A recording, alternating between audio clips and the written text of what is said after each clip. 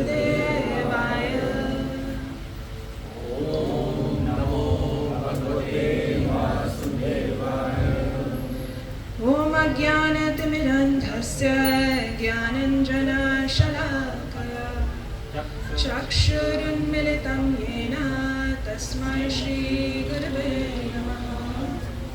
Shri Chaitanya Manobhishtam Sthapitam Yena Bhutale Swayam Rupa Kadamayam Dadati Swapadantikam.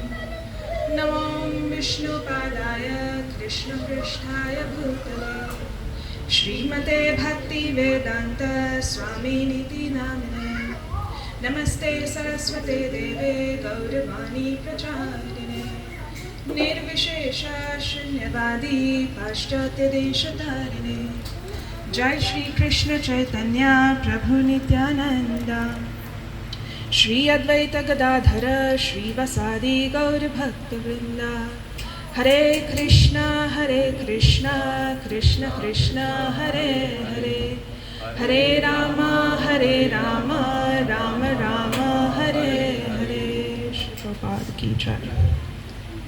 So this verse, as I said, this is from the 9th chapter of the Bhakti Yoga, and it's called as Most Confidential Knowledge. And it's interesting that this chapter is titled as Most Confidential. It's kept most secretive. But Krishna says to Arjuna, because you're my devotee and friend, I'm going to disclose to you the most confidential knowledge. But why is Krishna doing that? Why Krishna wants to share so much information about himself? He goes on to say that I am the yagna, I am the sacrifice. Yeah? Amongst the mountains, I'm the biggest one. Amongst the Pandavas, I'm the Arjun. This is what he says. But why does he say so? Let's take an example. We must have observed, or if we have ourselves been a part of an arranged marriage, what happens is, whichever side of the family, whether it's the prospective groom or the bride, sends across the biodata first, in India, it's assumed that that family is more excited for this match to happen. Isn't it? And who is giving us the biodata here first? It's Krishna. He's telling, this is what I look like, this is what I am, this is how you can come closer to me. So why Krishna is so eager? Because he wants us to turn to him. This is why Krishna is giving his biodata first. Here, look, have a look. But as Maharaj was also saying, that our problem is that we have forgotten. This is, even for some time we may remember, but then again we forget. That's our problem. Then, when I was thinking that what should I speak about today, since it's Pa's birthday as well. So birthday, of course, should be celebrated because this human form of life is so rare.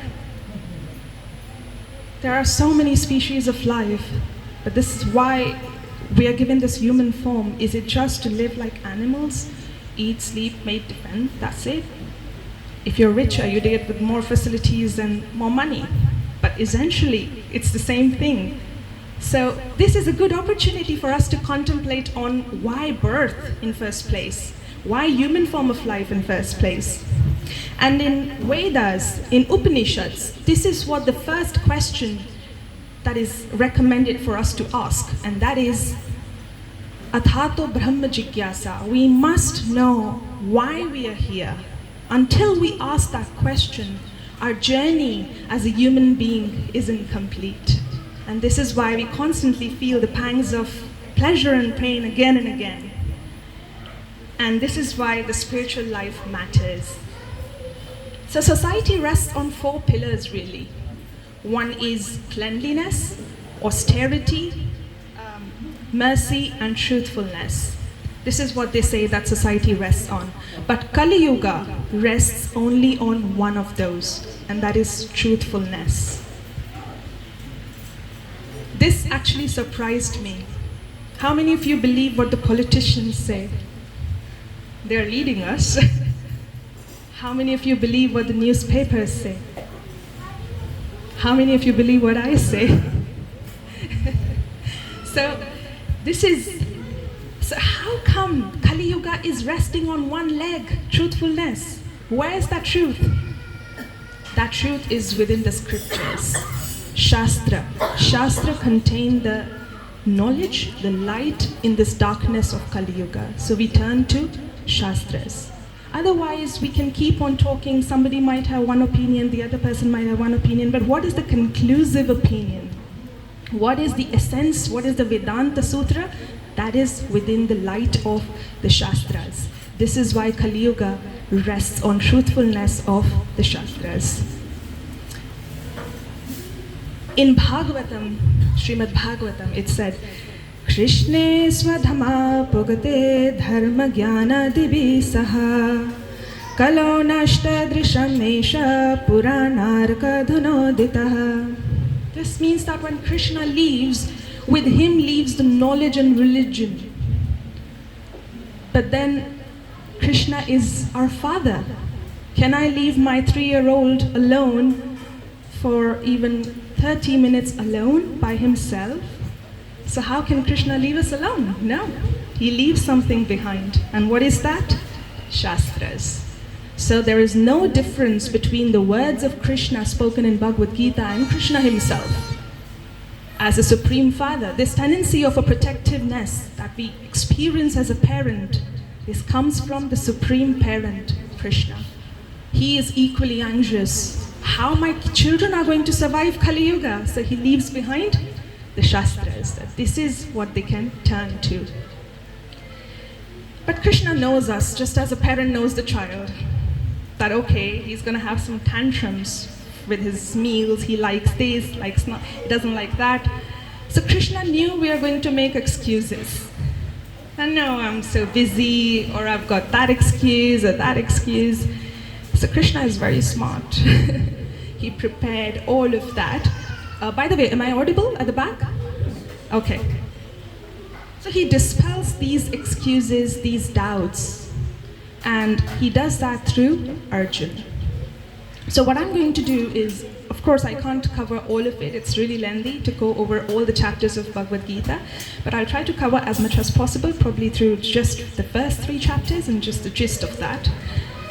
Okay, so in the chapter 1, the first doubt, the first excuse that one might give is, I don't have time.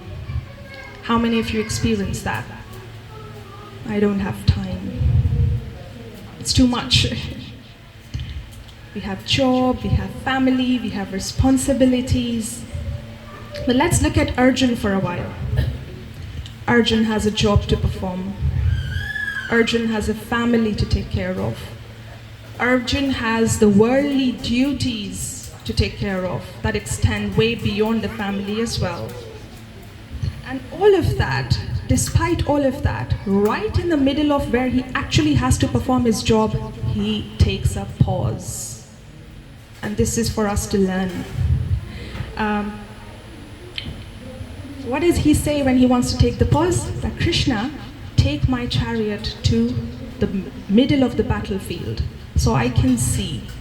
He says, so I can see who all are there. I can take time to reflect on what I'm doing. If I'm doing it right, yeah, these are the doubts expressed by Arjun. Am I making the right decision? How many of us go through the decision-making fatigue? So this is a nice reflection that Arjun takes a pause when there's too much to decide, when there's too much pressure. And the life actually is consisting of 3 essential questions. Why, what, and how. Most people actually focus just on how and what. But actually, our journey can be navigated rightly to the destination if we ask why. And this is what Arjun does. He pauses to ask the question, why? He steps away to ask this, and then if someone says that I don't have time, that actually is not a very good argument. Let's see why.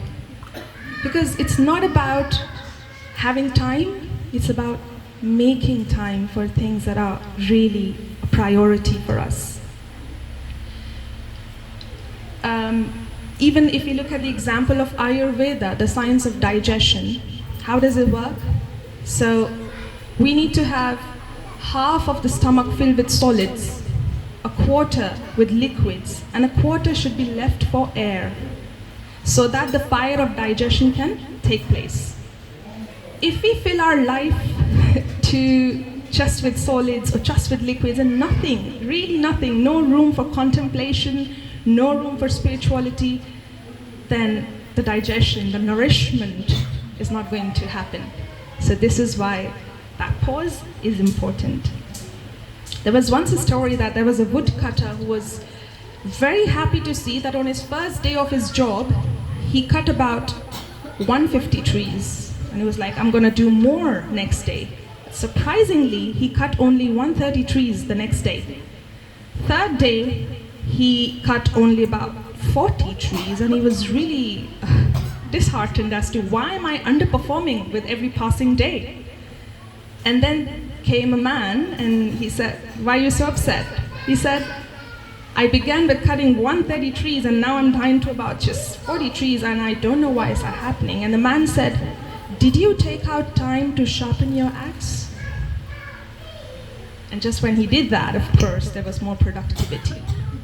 So even if we have to perform well in our corporate life, in our family life, all of that can be integrated well if we are also taking care of this aspect in life. Second chapter. Now here, the next excuse is, don't mind me saying this, but speaking to the Westerners, we feel that they are more receptive than Indians in one regard. And that is the attitude of, I know everything. Bhagavad Gita, हाँ पता है. ये शास्त्र हाँ जानते हैं, रखा है, ये रहा. खोलेगा कौन? So that's the thing. So we have to open them. It's a wisdom that can breathe life.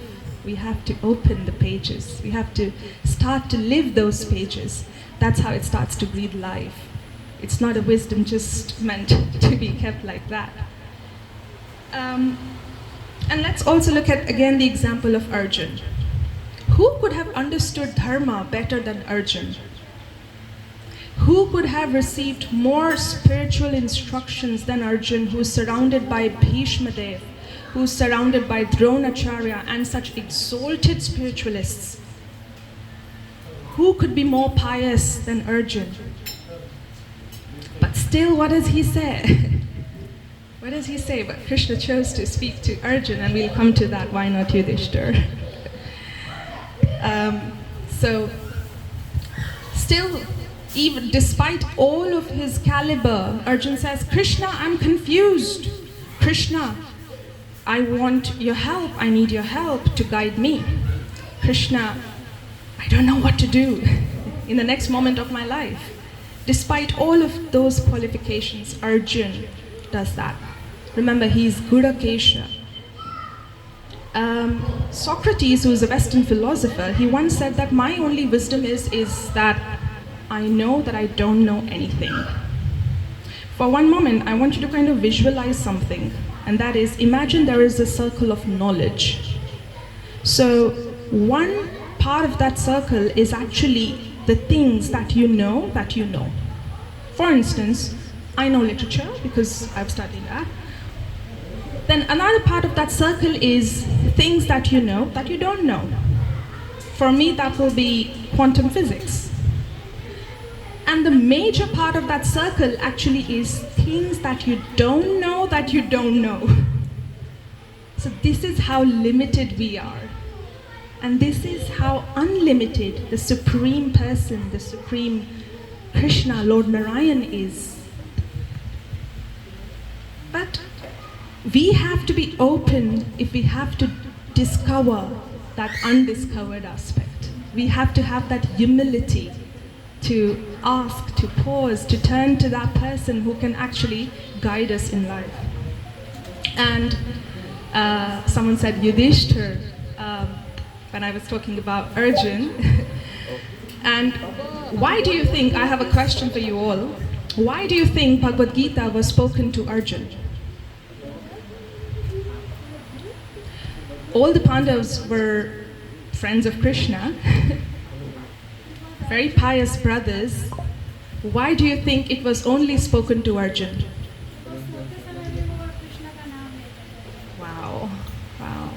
Okay. Anything else? Arjun was the one who wanted to know more about what he is supposed to do to gain the knowledge. Yes, Arjun took the pose, yes. Because he only got confused about like in the middle of war. Yeah. He was the only one who got confused. Yeah. I mean, like, Yeah, actually, that's right in one sense because he's showing that receptive mood. But in my understanding, it's also about he was the most successful. He had conquered whole of Aryavata, had taken all the weapons, even from Lord Shiva. He had taken the weapon, and he had even conquered sleep. So he was most successful. So Krishna, as I said, wanted to give a message to us. Jim Carrey, who's a famous actor and comedian, he once said that I want every person on this earth to get as rich as they want, so that they realize that's not the answer. So Arjun, who is the most successful person, he is given this so that Krishna through Arjun can convey to us. There are several other reasons in the Shastras. One of our ancestors, he says, one of our spiritual ancestors, he says, Srila Jiva Goswami, he says that Arjun reminded Krishna of Arjun Sakha, who was his friend in Vrindavan. So this is also bringing Arjun closer to Krishna.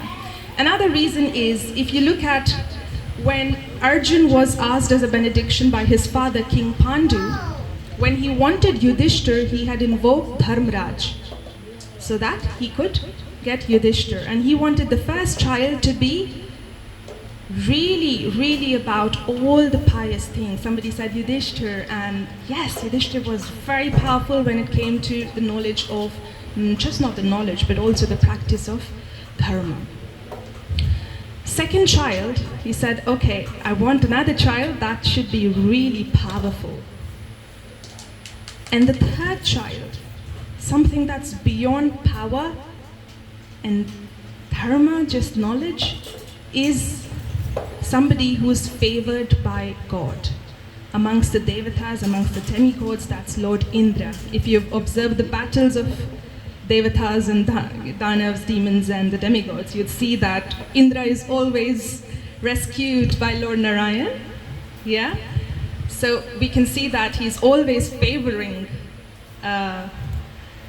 Indra. So like that, Indra could give that child who's always favored. So you see Krishna doing that favor again, because of the closeness with Arjun.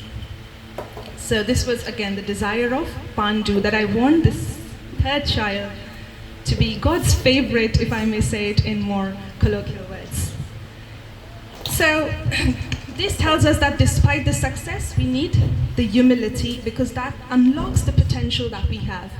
I was told by Mama that many of you are also part of Hanuman Chalisa group here.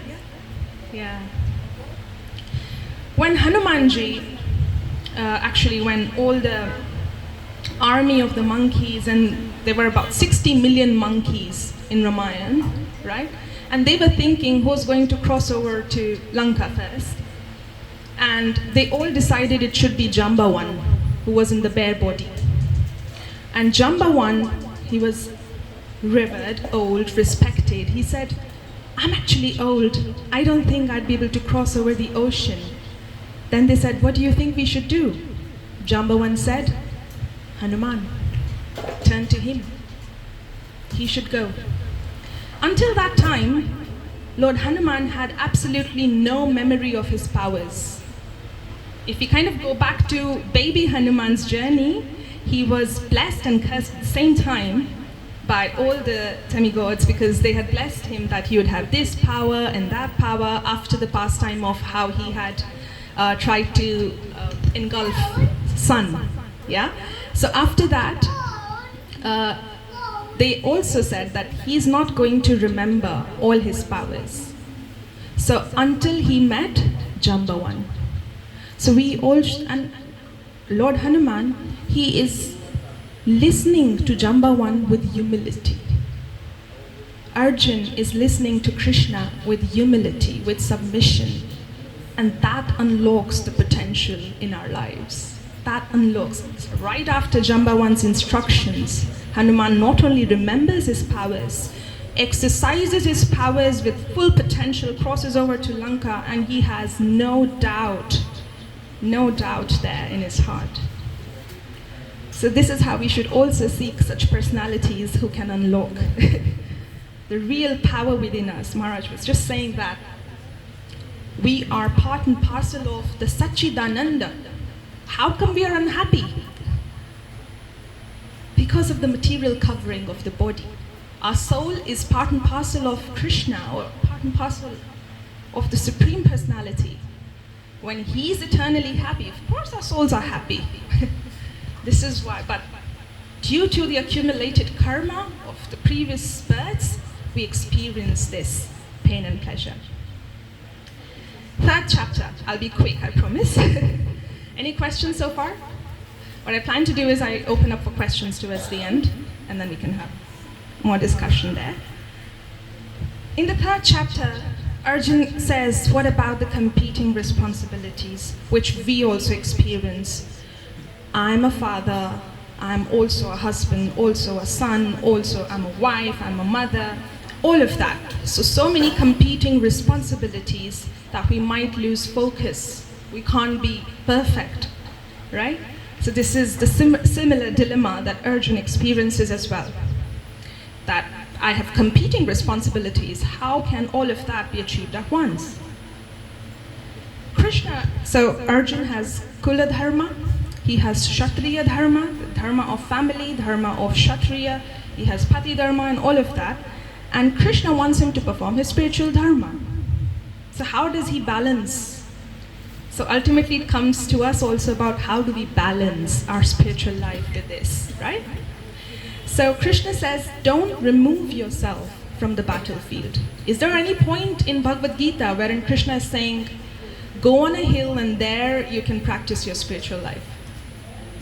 Nowhere. He's saying, fight. But fight while remembering me. So similarly, we can also navigate all our duties, all our roles, while remembering Krishna, while remembering the Supreme. You can understand this in one sense. There is Sanatan Dharma, which is the spiritual duty that we have. If we are not fulfilling that, then it's just like decorating the cage and not taking care of the bird. So if you're just taking care of our bodies and not the soul, we're missing the point. And there is Swadharma, which also we have to take care of because that's given by Lord. Yeah? So if I have a child, so Krishna is saying like to Arjun, yeah, be a Kshatriya, be a king, but be a spiritual king. Be a husband, but be a spiritual husband. Be a mother, but be a spiritual mother. Meaning to say, all those roles that you're performing, you see in the light of that this service is given to me by Him, so I do it for Him. Which is the verse, very popular verse in the Bhagavad Gita that talks about this. Karmanyat vadikaraste ma phaleshu. So the fruits of your actions, offer them to me. Yeah? So we have to seek the balance between Swadharma and Sanatan Dharma. That's where we'll be able to balance it. Fourth chapter. How many of us experience that? I can sleep if I pick up Bhagavad Gita.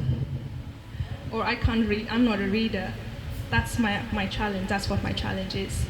So sometimes, not everyone can, everyone has got different talents, different proclivities, different understanding, isn't it? And Krishna knows, as I said, He is the Supreme Father. He knows, yes, this is what my child is going to experience. So, we have to understand that spiritual knowledge is not just for scholars. It's not just for scholars. Krishna in chapter 4 of Bhagavad Gita is telling how this spiritual knowledge, how the knowledge of Bhagavad Gita, how it comes down. If I'm taking too much of time, Baba, just let me know. Okay. Yeah. How it comes down to Arjun, and then he also recommends the way it should be received. Yeah? And what does Krishna say in Bhagavad Gita then? What is the qualification to understand God? Is it a PhD? Does he tell us to write any exams? It's love. It's love. It's devotion. This is the main ingredient that's required. Some people think that memorizing the verses of Bhagavad Gita is going to make it happen. It's absolutely a brilliant endeavor. You should. As I said, these words from scriptures, non-different from Krishna himself. But tell me about something. If you know a person who has memorized the whole cookbook, and there's another person who can cook one recipe, whom would you prefer? Somebody who knows every recipe by heart but doesn't cook? Or somebody who knows at least one recipe, cooks it? Who is better? Cooking, yeah, that's what the whole point is, isn't it? So it's the application. So it's not about how many verses, how many scholarly hours you've spent, but no. It's about, if you've thought about even one verse from it, try to live it, and experience it, and try to get closer with a genuine endeavor. That's what the whole point is about. There's another very interesting pastime. When Chaitanya Mahaprabhu was traveling to the south, he came across an illiterate Brahmana.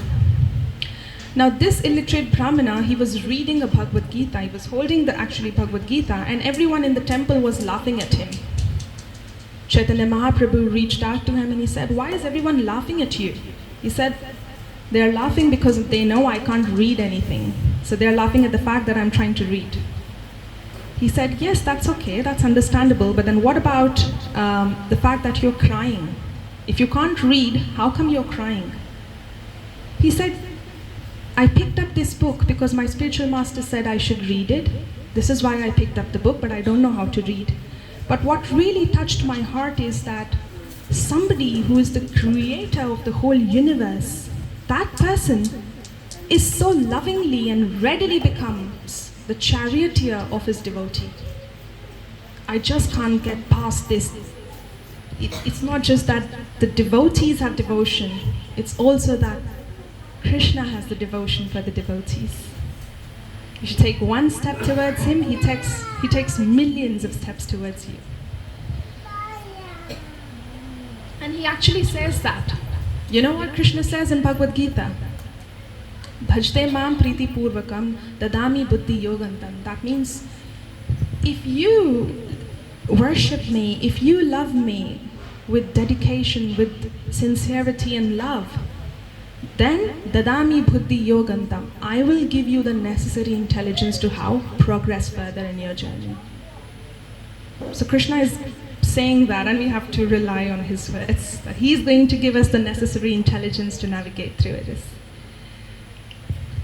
Again, another example that we can look at is, if knowledge was really the criterion for making progress in your spiritual life, then we have the example of Gajendra. How many of you have heard of Gajendra? The elephant? Did he go through the Shastras? We have to turn to the Shastras, as I said, because we are in Kali Yuga. Yeah. Yes, so Gajendra, what does he do? In the moment of crisis, just picks up the flower with all his might, all his love, all his devotion, and it didn't take even a squeeze of lemon for Narayan to appear. Yeah? So if knowledge is the criteria, then look at Gajendra. If beauty is the qualification, we have Kubja. If wealth is the qualification, we look at the example of Sudama. Now let's flip it. Somebody who has so much knowledge. During my childhood, I used to find this composition really powerful. Shiv Tandav Stotram, Jatatavi Kalejala. Yeah? Yeah, kind of forgetting the words of it. Do you know who has composed that? Ravana. This is how knowledgeable Ravan was. But was that any use to him? No. Power. Yeah? We talk about this person is so powerful, so influential, that person is so powerful. Good. But then look at the power of Hiranyakashipu. It is said that when Hiranyakashipu would even move his eyebrow, the demigods would kind of shake with fear. Just by the movement of the eyebrow of Hiranyakashipu. This is how powerful Hiranyakashipu was. But what was the most unfortunate thing with him? He was so powerful, so influential. Sorry? His own devotee. The thing is, he couldn't perceive the presence of Narayan, Krishna, even when he was given the darshan. Even when he was given the darshan. There's a reason why. Prahlad Maharaj, so Hiranyakashipu, he has overseen all the construction of his palace. He knows what's there in which brick. He has absolute immaculate knowledge of where he's living, because this is how opulent and powerful he was. So he's so confident. It's not just Prahlad Maharaj who's confident, it's Hiranyakashipu also who's so confident. He also has equal faith that there's nothing called Lord Narayan. So he says, you think that Krishna is everywhere? Your Lord is everywhere? Prahlad Maharaj says, yes, of course. And then Hiranyakashipu, who is so confident of the architecture of the palace, he says, do you think he's in this pillar? Prahlad Maharaj says, yes. And then, who comes out? Lord Nrsimhadev. Bahe Narsinga Hridaye Narsingo Narsinga Madhim Sharanam Prabhage. For someone like Prahlad Maharaj, he doesn't take an instant to think. We will think that if Krishna is actually present here in this deity form or not. But somebody who's a pure devotee like Prahlad Maharaj, they wouldn't take an instant to be so confident about the presence of the Lord. Another example is, probably this is the last one. Another example is about, so what does it really take, as I said, it takes the devotion, the genuine desire to get closer to the God. There was once a man who wanted to climb the Himalayas, and he checked into the hotel, and the next day when his departure to the Himalayas was scheduled, the hotel person said, today is not the good day to climb the Himalayas. You shouldn't climb. And then he said, because it's so much storm, there's so much wind, usually this trekking can be very harmful. That person said, when my mind and my heart are ready for it, I don't think my body should be an obstacle. So this is the determination, this is the desire of that person. Similarly, I'd also like to give the example of the founder Acharya of ISKCON, Srila Prabhupada. He was 70 when he went to America, at the age of 70. That's when we start to think about our retirement. That, okay, now I'm free. And he could have actually done that. He could have done his bhajan just in his home and still made it to the God, isn't it? But he was compassionate. He thought about others. And that's why he decided to travel to America with just $40 in his pocket. That's really less amount, and really no guarantee of where he's going to stay after that. So this is the determination. As I said, when the mind and heart are ready, you shouldn't let anything else be an obstacle.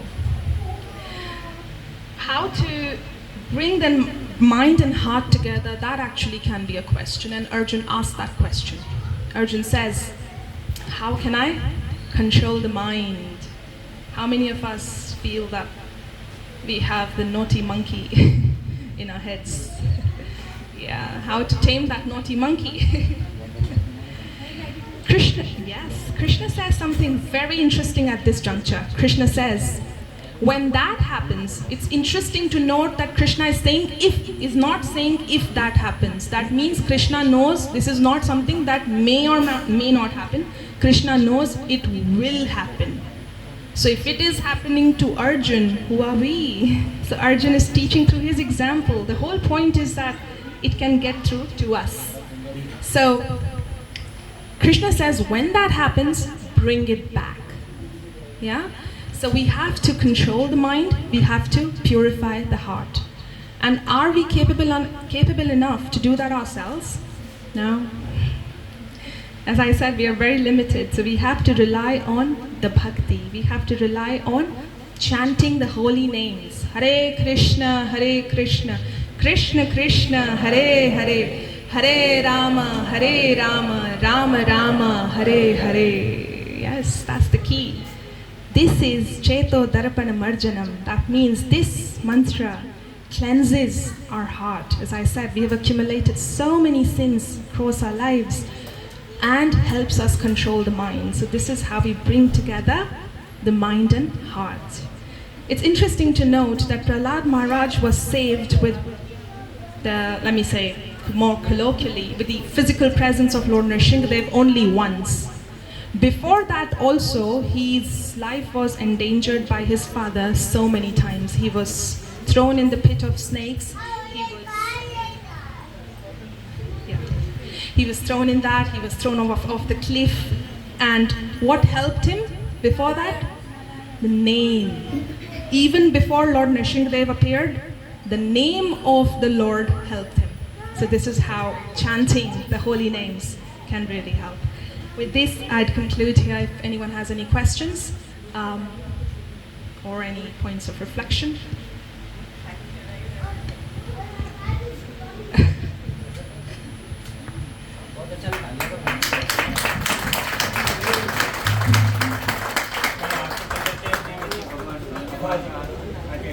दो minute के लिए आगे आरती कर लेते हैं। हरि ओम सुमूर्तम देवं कल्याणं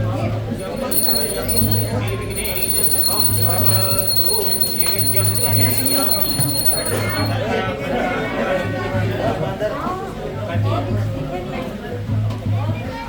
आरती के लिए सब लोग खड़े हो जाइए। आरती के लिए थैंक यू।